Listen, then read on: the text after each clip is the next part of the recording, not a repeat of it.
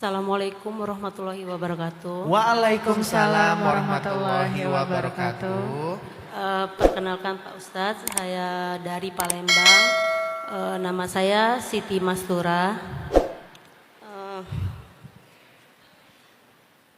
Saya itu mengalami trauma ya, trauma plus kata teman saya itu terlalu overthinking.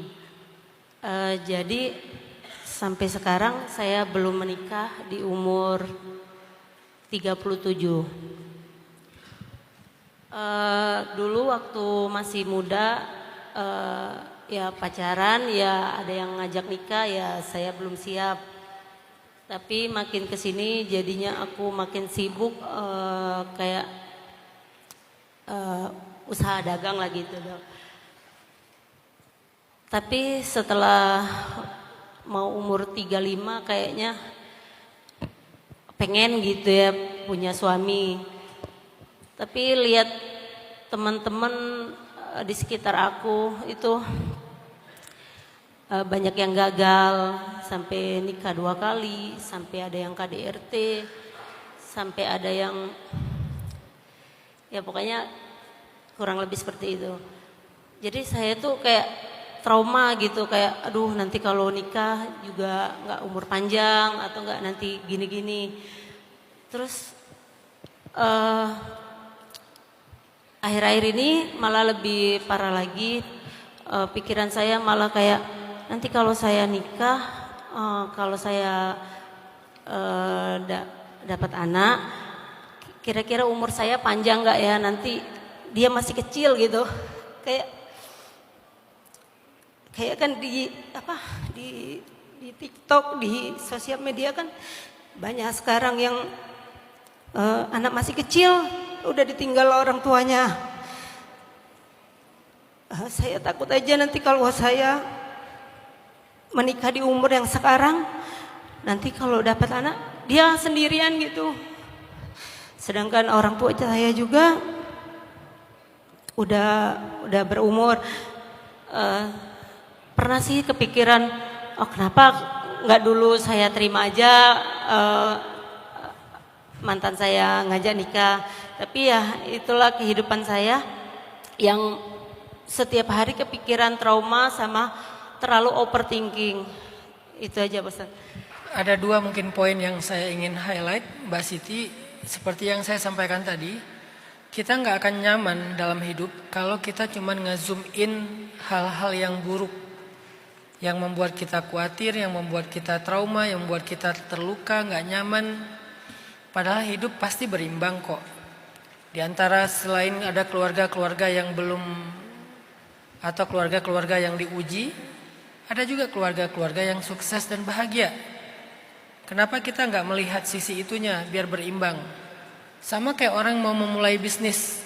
Kalau cuma ngelihat orang yang bangkrut, yang gagal, yang gulung tikar, ya nggak akan pernah mau berbisnis. Tapi kalau dia ngelihat juga orang yang sukses juga nggak sedikit, orang yang berhasil juga nggak sedikit, jadi semangat kan? Jadi berimbang. Berimbangnya apa? Tetap semangat berbisnis, tapi hati-hati jangan sampai kayak orang yang tadi bermasalah, kan gitu ya? Keseimbangan itu penting. Makanya jangan cuma nge-zoom in salah satunya. Kalau perlu lebih banyak zoom in yang positifnya, sedikit yang negatif, hanya untuk membuat kita lebih berhati-hati dan lebih lebih belajar, nggak sembrono gitu. Maka Mbak Siti ya, coba zoom in juga orang-orang yang sukses dalam pernikahan, dan itu nggak sedikit kok. Bahkan menurut saya lebih banyak. Walaupun berita yang kita baca, tingkat perceraian, data di Indonesia ya, BPS misalnya, tingkat perceraian di Indonesia itu sekian persen. Tapi kan nggak ada data tingkat keberhasilan dalam menikah ditaruh di BPS ya. Coba kalau mau pakai data lebih banyak mana gitu. Orang yang menikah bahagia, orang yang menikah punya anak keturunan, orang yang menikah punya keturunan yang soleh, didoakan sama anaknya setelah meninggal, kan itu nggak ada di data. Data biasanya kan trouble, masalah, krisis. Tingkat perceraian 7%, berarti 93%-nya apa? Berhasil atuh. Nah, coba lihat sisi itunya juga, bahwa yang berhasil juga banyak kok. Sehingga nggak membuat kita cuma mikirin kalau nikah berarti kayak gini hasilnya. Ya kata siapa? Itu tuh kayak 9:1 atau 8:2. Bukan berarti semua yang menikah akan kayak gini, enggak juga gitu Mbak Siti. Itu yang pertama. Coba lebih fokus lagi ke yang positifnya ketika ngezoom pengalaman-pengalaman hidup dan cerita-cerita yang kita dengar. Berita-berita yang kita akses. Kemudian yang kedua, Mbak Siti, saya juga pernah mikir gini. Saya kan sama anak itu sayang banget ya.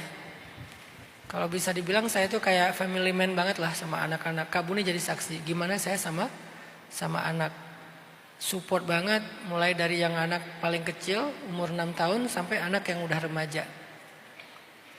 Kadang sempat kepikiran, kadang-kadang doang sih, tapi gak lama. Kalau tiba-tiba ada apa-apa dengan saya, ini gimana ya perasaan anak-anak ya. Pasti mereka patah hati banget karena mereka sayang banget sama saya. Kita tuh kayak kadang kayak teman, kadang apa. Pokoknya ya sewajarnya seorang ayah sama anaknya yang lumayan dekat sekali gitu. Tapi saya mikir lagi, nah ini butuhnya penyeimbangan lewat wawasan dan ilmu agama. Saya mikir lagi, sejak kapan saya lebih baik daripada Allah untuk menjaga anak-anak saya? Gimana saya merasa saya lebih baik daripada Allah untuk menafkahi anak-anak saya? Toh anak-anak saya ada di titik ini mendapatkan banyak kemudahan, itu bukan dari saya, itu dari Allah lewat saya. Bisa aja dari Allah langsung ke mereka, bisa aja dari Allah lewat istri saya, bisa aja dari Allah lewat saudara saya, lewat siapapun. Allah ngirim itu untuk mereka lewat saya. Saya cuma ngelewat doang, kurir doang, bukan saya pengirimnya. Jadi sejak kapan saya ngerasa bahwa saya yang menjaga mereka, saya yang merawat mereka, yang menafkahi mereka, bukan saya. Selama saya ada, saya akan berjuang habis-habisan. Tapi bukan saya, hakikatnya Allah. Sehingga saya serahkan pada Allah. Allahumma inni astaudi'uka ahli. Ya Allah, aku titipkan keluargaku kepadamu. Itu yang jadi obat saya ketika lagi ada pikiran overthinking tentang itu. Kalau nanti saya ada apa-apa, anak-anak gimana ya? Ya Allah, aku titipkan anak-anakku kepadamu. Itu saya lakukan ketika saya overthinking. Itu juga saya lakukan ketika saya keluar kota atau keluar negeri. Karena itu kan kalau lagi pergi ke luar negeri itu kayak takut ada apa-apa di perjalanan, naik pesawat, gak balik lagi gitu kan ya. Gimana caranya biar saya tenang di perjalanan? Saya titipin aja ke Allah. Terserah nanti Allah gimana menjaganya. Pasti dijaga kok. Pasti Allah akan amanah dengan titipan. Gak mungkin Allah mengecewakan orang yang menitipnya. Kalau dia udah mempercayakan kepada Allah. Bahkan Nabi bilang apa? Innallaha idza studi'a syai'an hafizah. Allah itu kalau dititipin sesuatu pasti dijaga dengan baik. Itu modal overthinking saya. Jadi jangan sampai kita ngerasa bahwa kita lebih tahu daripada Allah, lebih baik daripada Allah. Lagi pula tidak ada yang tahu masa depan. Kenapa kita hanya mengambil satu kemungkinan? Gimana kalau saya meninggal mereka masih kecil? Kenapa nggak kita mengambil kemungkinan lain? Gimana kalau saya meninggal mereka dewasa dan udah soleh sehingga saya diurus jenazahnya, didoakan oleh anak yang soleh? Bukankah itu harapan setiap orang tua? Punya anak soleh mendoakannya. Kenapa nggak diimbangin dengan pemikiran itu? Jadi pilihan pemikiran itu nggak hanya satu dalam hidup kita. Coba belajar mengimbangi semua itu. Jadi kata kuncinya belajar keseimbangan. Keseimbangan bukan 50-50, tapi proporsional. Kayaknya porsi positifnya harus lebih gedein daripada porsi negatifnya. Fungsi porsi negatif hanya untuk rem. Kita kalau naik mobil lebih banyak nekan rem atau gas?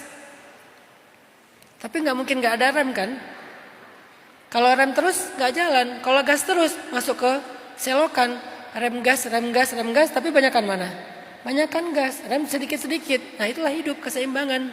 Tetap harus ada mempertimbangkan sisi negatifnya untuk jadi rem. Tapi jangan ngerem wae. Kapan jalannya ini?